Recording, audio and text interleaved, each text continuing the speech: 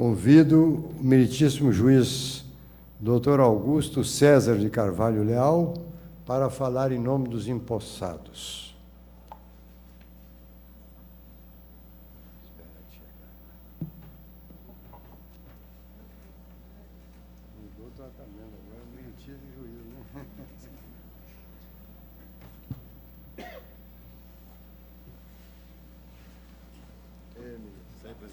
Excelentíssimo senhor presidente do Tribunal de Justiça do Distrito Federal e dos Territórios, desembargador Getúlio de Moraes Oliveira, em nome de quem cumprimento todos os membros da mesa e demais autoridades presentes.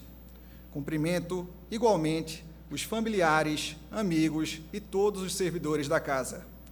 Saúdo os colegas, novos juízes de direito substitutos. Senhoras e senhores, Mário Quintana já afirmou que sonhar é acordar-se para dentro.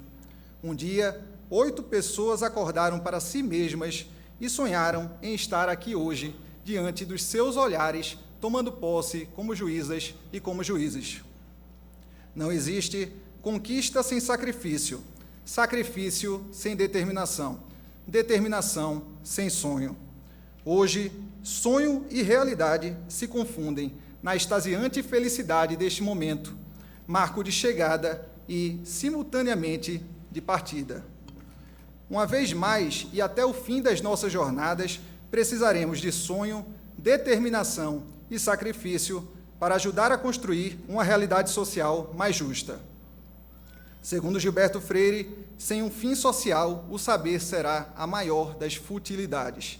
A partir de hoje, nossas histórias se entrelaçarão com incontáveis histórias de angústia e de esperança daqueles que se socorrem do judiciário. Nossos julgamentos alterarão o curso de trajetórias de vida, para o bem ou para o mal, a depender de como exerceremos os nossos cargos. Poderemos dar voz a quem a cruel realidade impôs resignado silêncio, empoderar os vulneráveis, efetivar direitos fundamentais, ou, por outro lado, sufocar ainda mais um oprimido, chancelar violências aos seus direitos. Tudo a depender de quem escolheremos ser deste momento em diante. Tomar posse como juiz não é tornar-se um ser superior, coberto de honrarias e distinções. Ao contrário, implica igualização, tornar-se ainda mais igual aos demais. Impõe compreender a natureza do ser humano, pois a sua conduta é a matéria-prima e o fim último do direito. A cada vez que lermos ou escutarmos a palavra excelência, recordemos a necessidade de prestar todos os dias, sem exceção, um excelentíssimo serviço à coletividade. Vistamos as nossas togas não como mantos de nobreza, mas como armaduras contra a vaidade, que não nos deixem esquecer da seriedade da nossa missão de servir à sociedade e não de sermos por ela servidos. Mantenhamos-nos sempre homens e mulheres simples. A magistratura não é espelho, é janela para olharmos o outro e não para nós mesmos. É para o outro, para a sua emancipação, que devemos dedicar nossas vidas de hoje em diante. A medida da vida não é a sua duração, mas a sua doação. Tenhamos solidariedade com o presente e com o futuro. O juiz é um ser camaleônico, multifacetado. Constantemente precisará ser fortaleza inabalável, que não estremece diante de interesses poderosos ou de críticas da opinião pública, quando, para proteger direitos fundamentais, deva proferir decisões impopulares. O mesmo caso poderá exigir do magistrado que, a fim de fazer justiça, revele-se o mais sensível dos humanos, pronto para, com ternura e alteridade, despir-se da sua toga e deslocar-se à dor do outro, colocando-se no seu lugar. O juiz, portanto, ora deve ser ilha, isolando-se, não se deixando inundar pelas pressões do mar de interesses que o cerca. Ora deve ser ponte, conectando-se empaticamente aos jurisdicionados, assimilando as suas aflições e ligando-os aos seus direitos e sonhos. Na origem da palavra sentença está o verbo latino sentire, que significa sentir. É essencial ao juiz a sensibilidade de ler a alma humana nas entrelinhas, até mesmo no silêncio da linguagem não verbal, de diagnosticar não apenas a violência visível a direitos, mas, sobretudo, as chamadas violências invisíveis. O juiz extraordinário percebe além do ordinário. Se o clamor popular entrar em conflito com os direitos fundamentais, deve o juiz escolher a impopularidade. Se a voz das ruas se opuser à voz da Constituição, que escute esta última. Vivemos em uma sociedade pluriétnica e multicultural, e essa diversidade é, em si mesma, uma riqueza a ser preservada. Valiosa lição de Boaventura de Souza Santos: temos o direito a ser iguais quando a nossa diferença nos inferioriza, e o direito a ser diferente quando a nossa igualdade nos descaracteriza. O conceito moderno de democracia não se confunde com o mero governo da maioria. Sem respeito aos direitos das minorias, o que há é ditadura da maioria.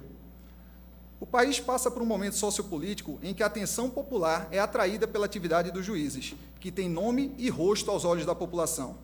As decisões judiciais, o papel do magistrado e os limites da sua atuação são intensamente debatidos, até mesmo nas redes sociais, em uma espécie de sociedade aberta de intérpretes da Constituição. Nesse contexto, cresce o dever de discrição dos juízes. Quanto mais os holofotes midiáticos os celebrizarem e espetacularizarem, mais discretos esses deverão tornar-se. O bom magistrado posiciona-se na sombra para que os direitos das partes possam receber toda a luz. Não há dúvida de que o magistrado deve ser agente de aperfeiçoamento da democracia, mas, sob pena de usurpá-la, há de se autoconter aos limites impostos pela separação de poderes e pela segurança jurídica. Afinal, o juiz deve evitar o desgoverno, sem, contudo, governar. A epistemologia atual reconhece, à luz de teorias como a da relatividade de Einstein, da incerteza de Heisenberg e dos teoremas de Gödel, que até mesmo as ciências denominadas exatas são incapazes de oferecer certeza absoluta quanto ao conhecimento que produzem, limitam-se a um juízo de probabilidade. Abandona-se a crença em uma racionalidade perfeita, infalível, e opta-se por um saber que se sabe limitado. Para Einstein, quem se compromete a definir-se como juiz da verdade e do conhecimento é afundado pela gargalhada dos deuses. Eis o gigantesco desafio dos magistrados, buscar certezas na era das incertezas. O juiz deve estar alerta para a falibilidade de todo conhecimento, como produto humano que é, e, por isso mesmo, nunca pode deixar de questionar as suas premissas. Não sem motivo, Paulo Freire advertiu que uma das condições necessárias a pensar certo é não estarmos demasiado certos de nossas certezas. Jamais sucumbamos à soberba de acreditar que nos tornamos o juiz Hércules de Dworkin. Juízes não são deuses, são humanos. Ainda bem, pois é sabendo-nos falíveis que menos falharemos. Resgatemos o conselho de Pitágoras. Antes de fazer alguma coisa, pense. Quando achar que já pode fazê-la, pense novamente. O juiz deve ser sereno e evadir-se das paixões típicas das multidões, pois estas levam à miopia da razão. E, apesar de a justiça ser cega, o magistrado deve enxergar os direitos e enxergá-los muito bem. Gadamer ensinou, com seu círculo hermenêutico, que a neutralidade absoluta é utopia. Toda interpretação carrega algo das experiências e da visão de mundo do intérprete. Consciente disso, o magistrado deve se autoconhecer, reconhecer os seus valores para, monitorando-os, não julgar de modo a agradar as suas preferências como se razões constitucionais fossem. Deve, portanto, não só julgar os outros, mas, igualmente, a si mesmo. A esfera política não pode contaminar a esfera jurídica. É verdade que todo juiz deve julgar conforme a sua consciência, mas não é possível ignorar a insegurança que representaria cada diferente julgador carregar embaixo do braço o seu próprio ordenamento jurídico. O magistrado nunca é obra pronta e acabada, é eterno aprendiz. Deve nutrir-se de conhecimento para, só assim, poder nutrir as partes de direitos efetivos. O princípio do iura nocte curia, segundo o qual se presume que o juiz conhece o direito, não deve ser compreendido como prova irrefutável da sua onisciência, mas como dever de procurar conhecer cada vez mais. Inspiremo-nos na curiosidade das crianças. A sociedade líquida, complexa e dinâmica impõe ao magistrado moderno que não seja apenas jurista, mas criativo gestor, líder, inspirador e detentor de conhecimentos interdisciplinares, que o capacitem a compreender os poliédricos ângulos de um caso concreto. Do ponto de vista processual, a jurisdição é inerte, mas, na perspectiva da eficiência e da produtividade, o juiz jamais poderá sê-lo. Afinal, é absolutamente proibido ao magistrado esquecer que cada processo na estante representa vidas em aflição, clamando por ajuda. As instituições são o retrato das pessoas que as compõem. Tenhamos dignidade no olhar e no agir e pintemos a fotografia do judiciário com as cores da ética, da humanidade e do republicanismo. Agora, a mais importante homenagem do dia. Ilude-se quem pensa que o dia de hoje celebra o mérito e a vitória de 8 pessoas. Em verdade, celebra o mérito e a vitória de dezenas de pessoas. Nenhuma grande conquista é individual. Toda verdadeira vitória é coletiva. Mães, pais, filhos, cônjuges, irmãos, demais familiares, namoradas e namorados, amigas e amigos. Quer estejam fisicamente presentes ou estejam presentes em nossos corações e memórias, esta data é mais sobre vocês do que sobre nós. Mais do que milhares de páginas de livros lidas, foi a onipotente força do seu amor que nos trouxe pelas mãos, que nos empurrou até aqui e nos fez superar cada intimidador obstáculo. Já foi dito hoje que não existe conquista sem sacrifício, sacrifício sem determinação, determinação sem sonho. Foi juntos que sonhamos com este momento, e por vezes seus sonhos foram adiados pelos nossos. Sacrificaram-se conosco, nossas angústias foram as suas angústias, nossas renúncias e privações, as suas renúncias e privações. Por tudo isso, o termo de posse, que há pouco assinamos, poderia ter como sinônimo termo de gratidão por tudo o que fizeram por nós.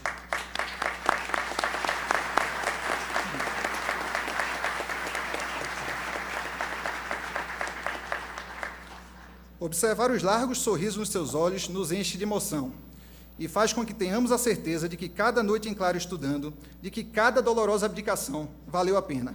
Passaríamos por absolutamente tudo de novo, não só pelo cargo, mas pela felicidade plena que é sentir na alma o seu orgulho.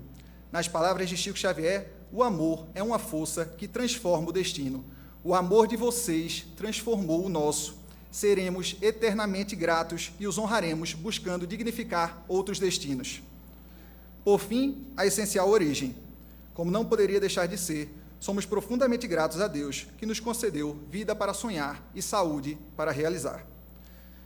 Queridos colegas juízes, cada minuto de nossas vidas, cada singular experiência nos preparou para o agora.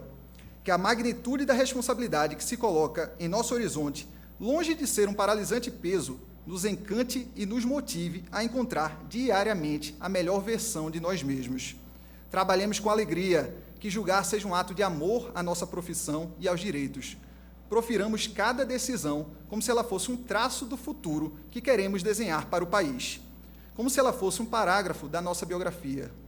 Não deixemos a frequência com que lidaremos com situação de injustiças naturalizá-las, reduzindo nossa capacidade de indignação e sede de justiça. Acompanhamos Darcy Ribeiro. Só há 2 opções nesta vida, se resignar e se indignar, e eu não vou me resignar nunca. Busquemos garantir o direito de todos e a igualdade de oportunidades, com o ideal de que Casa Grande e Senzala deixe de ser uma metáfora aplicável à sociedade brasileira. Façamos do trabalho a nossa obra-prima.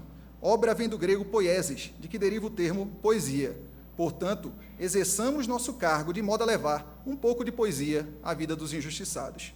Dediquemo-nos para que nossas decisões possam converter esperança em emancipação, drama em alívio, lágrimas em sorrisos. Que possamos ser artífices da ordem e do progresso que nossa bandeira flambula em busca. De acordo com Erasmo de Roterdã, a felicidade é alcançada quando a pessoa está pronta para ser o que ela é. Que dia feliz! Estamos prontos, conscientes do nosso papel.